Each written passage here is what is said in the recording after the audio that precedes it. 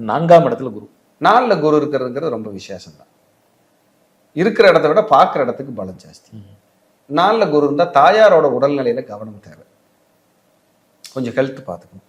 இவங்க எங்கே குடியிருந்தாலும் பக்கத்தில் கோயில், டாக்டர்ஸ், டீச்சர், வாத்தியார், ஃபினான்ஸ் பண்ணுறவங்க வந்துடுவாங்க 4ல் குரு இருந்தால்.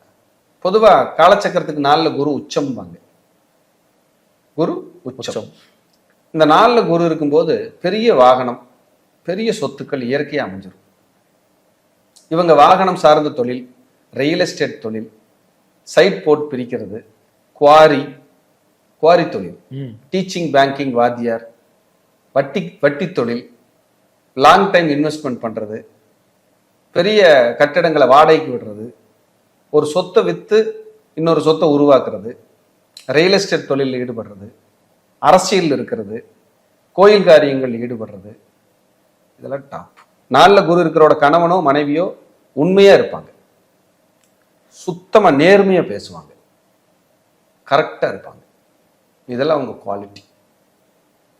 4ல் குரு இருந்தா மனைவியோட பூர்வீகம் இருக்குல்ல, அது இவங்களுக்கு பாசிட்டிவ்.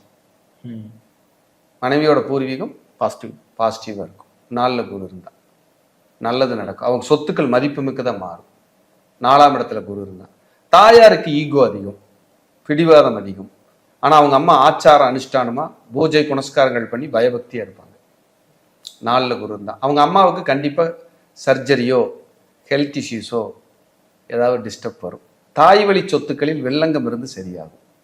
தாய் வழி சொத்துக்கள் ஒரு பகுதி லாஸ் ஆகும். தாய் வழி சொத்துக்கள்லையோ பரம்பரை சொத்துக்கள்லையோ சமாதி வச்சு கும்பிட்டவங்க, அடக்கம் பண்ணவங்க, இறந்தவங்களை உள்ளேயே கோயில் வச்சு கும்பிட்டவங்க கன்ஃபார்மாக உண்டு. ஆடு மாடு வளர்த்த குடும்பம் 4ல் குரு இருந்தா